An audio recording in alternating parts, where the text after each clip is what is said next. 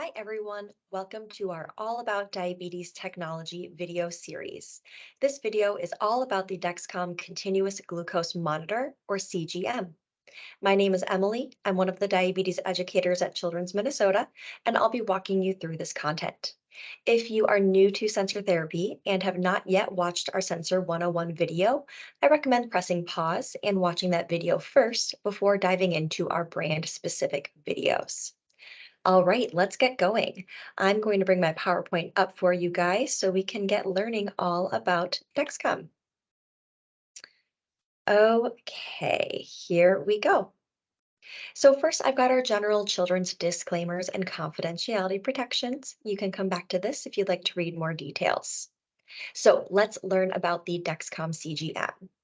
Right now, there are two models of the Dexcom CGM on the market. There is the Dexcom G6, which looks like this, and the Dexcom G7, which looks like this. Now, on the screen, you are seeing all the components of the system that are optional. Not every single thing on the screen is required to use the system. So here on the Dexcom G6, there's a lot of options that it's showing. G7 down here, less so, but I've got more on my coming slides.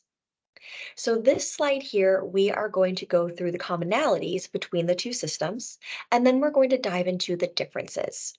So Dexcom as a brand, their sensors are approved for a 10-day wear. So you wear the device continuously for 10 days.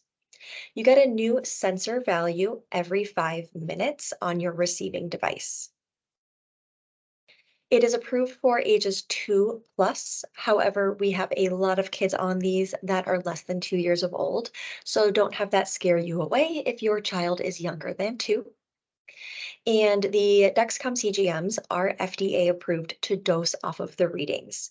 What that means is you are allowed to make dosing decisions, such as treating a low blood sugar or giving insulin for a high blood sugar, whenever you see that value on your Dexcom receiving device. Now, if your symptoms ever don't match what the readings are telling you, then you'd want to do a finger stick, but technically, no finger sticks are required. The Dexcom CGM is also FDA approved to self-start. So once you receive the system, you can start it at home. You do not need to come into the clinic for training. For the Dexcom CGM, you can receive your sensor values on the Dexcom receiver. And on the screen, there are different receivers per generation. So the generation G6, the receiver looks like this. And the generation G7, the receiver looks like this. And that is a standalone receiver that is dedicated to your Dexcom CGM. You can also receive values on the Dexcom G6 or Dexcom G7 mobile app. Download whichever one is matching the sensor you're wearing. And then you can receive the Dexcom G6 readings on the Tandem X2 insulin pump. Right now, the Dexcom G6 is what is approved to talk or be displayed on the Tandem pump, but the G7 should hopefully integrate with the Tandem pump fall 2023 or winter 2023 into 2024. We'll see how fast things move. Then for both systems, there is the Follow mobile app. This is a separate mobile app that caregivers can download, and you can have up to 10 followers. What that means is that on that mobile app, you are seeing your child or loved one's Dexcom data in real time in front of you, even if you guys are separated.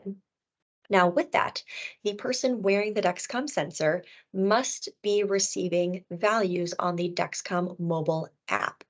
We can set it up so that their mobile app goes up to the cloud and over to you. However, if they are using the receiver only, that receiver can only receive information. It can't send it anywhere. So therefore, the following capability is not a possibility if you are a receiver user. The Clarity website or mobile app is a really useful tool. This will analyze all of your Dexcom data, and you can generate different reports and graphs about your time and range, which is really kind of fun if you're a little data nerd like me. If you are a mobile app user, you can download the Clarity mobile app to your phone to generate reports. What's nice is that you can also enable sharing with our clinic so that we can see your Dexcom values remotely. If you are a receiver user, since the receiver can only receive, if you want us to be able to see data at the clinic remotely, you would have to plug in the receiver to your computer at home and upload the data to the Clarity website. Okay, so now let's dive into the differences between G6 and G7. We'll talk about G6 first. So the G6 system looks like this. Again, these are multiple components. You don't have to use all of them. So let's get started. So the G6 is a two-piece system. There's the sensor that you wear on your body, which looks like this. So there's your sensor is the white part. Your transmitter is the Bluetooth-enabled piece that speaks with your phone or receiver. Your sensor, worn on the body, lasts for 10 days. Your transmitter lasts for 90 days. It has a 90-day battery. So once this is inserted into the skin, you take your transmitter, you insert the tongue into the lip, and then it clicks into place. At the end of your 10 days, you pull this off like a Band-Aid. This part breaks, and you take out your transmitter to reuse it for the next sensor. And again, the transmitter lasts for 90 days. Now, a lot of people want to know, how do I get this sensor in? How do I actually get that electrode under my skin? What happens is your sensor comes ready to insert in an insertion device. This is what the G6 insertion device looks like. You can see it on your screen as well. The sensor comes pre-loaded, and all you do to insert is you peel off the paper backing to the adhesive. You're going to put it wherever you're inserting, and then on the screen, you can see that there is a little um, safety tab. If you look closely where I'm circling, you knock that piece off, and then you press this orange button. That is going to insert the sensor under the skin. The needle comes back inside the insertion device, and you discard this. This is a one-time use insertion device. And then again, like we said, once this is on the skin, you take your transmitter and you clip it into place. Then you're good to go. Okay, so those are the components of our Dexcom G6 sensor. The Dexcom G6 has a 2-hour warm-up period. What this means is once the sensor is inserted and paired to your mobile app or receiver, it then needs 2 hours to warm up and acclimate to your body. At the end of the 2 hours, you will automatically begin receiving glucose data. For the Dexcom G6, it is approved to wear on the abdomen or upper buttocks for ages 2 to 17. And for ages 18 plus, it's approved to wear on the abdomen or the back of the upper arm. Now, in regard to sensor placement, there are FDA approved sites, which is what we just talked about. However, to get the most accurate sensor readings, you want that electrode sitting in fatty tissue, and that might be a different spot for you. A lot of people find success on the back of their arm, even if they are less than 18 years of age. So this is just something to keep in mind that it is FDA approved for certain locations. However, there might be a different location better for you, and us as Children's Minnesota give you permission to find that best place for you. The Dexcom G6 does currently integrate with the Tandem t:slim X2 insulin pump, and it also integrates with the Omnipod 5 insulin pump. What this means is the pump looks at the Dexcom data and makes dosing decisions in the background and will alter your insulin dosing just in the background continuously. If you're interested in insulin pump therapy, we do have our Pump 101 series located here on our resource page. I would recommend speaking with your provider first before diving into that data, but those videos will give you a lot more information about how those systems work. With the Tandem X2 pump, the Dexcom G6 values are displayed directly on the screen of the pump. You do not need to use the mobile app and you cannot use the receiving device. The receiving device is viewed as a medical device, and Dexcom can only read to one medical device at a time. Therefore, if you're receiving on your insulin pump, you can't receive there and the receiving device. A little confusing, we can talk you through it. With the Omnipod 5 insulin pump, your Dexcom values are not displayed directly on the pump's controller. Instead, you need to continue using your Dexcom G6 mobile app in order for the system to fully integrate. Okay, let's go into the Dexcom G7. So now you can see on the screen a couple different things, and we're going to walk through what each of these are. So the Dexcom G7, big difference from Dexcom G6 is that it is only one piece. So on the screen, it is this center circle, and then in real life, it looks like this. So you can see the adhesive just around that, and it's approximately the size of two stacked quarters. So one piece, the whole thing lasts for 10 days. You dispose of it at the end of the 10 days and put an entirely new sensor in. Now for this one, how is it inserted? On the screen, you can see this insertion device here. Looks a little different than the G6. In real life, looks like this. So to insert, all you do is screw off the cap.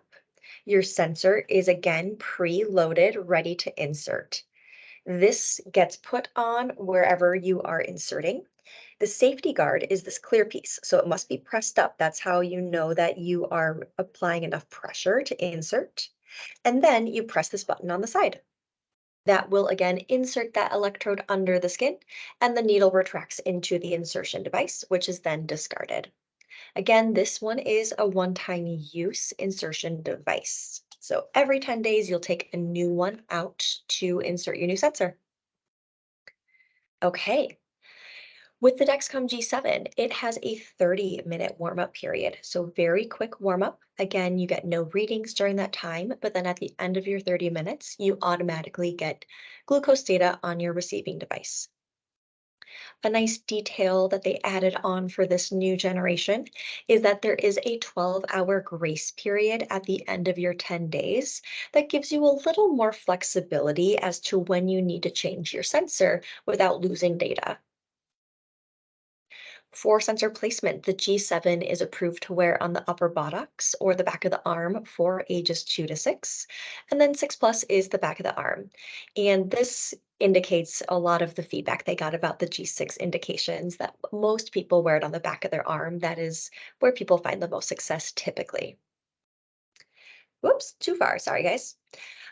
So right now, the G7 does not integrate with any of the insulin pumps. Right now, they are projecting fall, winter, 2023 into 2024 for integration. So that is coming, just not available at the time of this recording, which is May 2023. Now, people wonder, how do I decide between the two? Well, it's really kind of dependent on where you are in your diabetes journey. If you think that you'll be diving into pump therapy quite quickly here, then you may as well just start on the G6 since that is what integrates with the insulin pumps on the market, or at least most of the insulin pumps on the market. If you think you're a couple months out from that, or even if you don't, you could just start on the G7, and then when you're ready for insulin pump therapy, you can transition to whatever sensor is actively integratable with that pump. So I don't know, kind of up to you. Okay, for our Dexcom resources, so their website is chock full of information, and then Jenny Caston is our local representative in Minnesota. Feel free to give her a call, send her an email if you have any questions about the system. This graph is a little comparison of all of the different systems on the market currently. It's a lot of data to look at. Feel free to just take your time and look at this to get more information. And of course, if you have any questions about the differences between these sensors, just reach out to our clinic. You can give us a call or reach out via My Children's, whatever is easiest for you. All right, that is everything I have to share with you about the Dexcom CGM. We'll see you on the next video. Thanks so much, everyone.